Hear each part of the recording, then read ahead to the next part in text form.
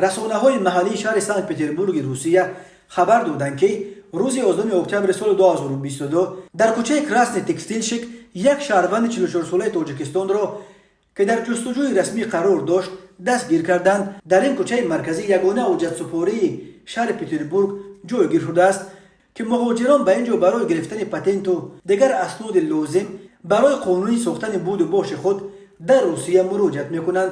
ظاهرا هنگام تفتیش حجت‌های این مهاجر تاجیک معلوم شده است که او در جستجوی فدرالی قرار داشته در وطنش تاجیکستان به ضد وی با اتهام دعوت‌های عمومی برای زوروری سرنگون کردن حکومت این جمهوری پرونده جنایتی گشودند. مهاجر تاجیک را به حبس گرفتند و مقامات حفظ حقوق تاجیکستان را علیه از بازداشت او در جریان گذاشتند.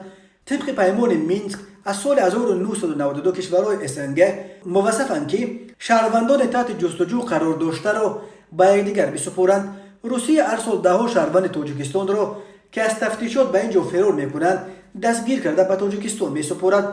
برخی آنها برای جنایت‌های چون دزدی، قلابی و یا فرار از خدمت حربی تحت جستجو گذاشته میشوند و برخی برای جنایت‌های سنگین‌تر چون کشتار و غارت یا پشتیبانی از تروریسم، اشتراک در جنگ‌های سوریه و عراق یا افغانستان تحت تعقیب قرار می‌گیرند. اما در سال‌های آخر یک بخش اعظم آنهایی را که از روسیه به تاجیکستان استرداد می‌شوند آنهایی تشکیل می‌دهند که با اتهامات سیاسی از جمله بر اساس ماده 307 کودکس جنایتی جمهوری تاجیکستان برای دعوت‌های عمومی برای زوراوری سرنگون کردن حکومت تاجیکستان تحت تعقیب گذاشته می‌شوند.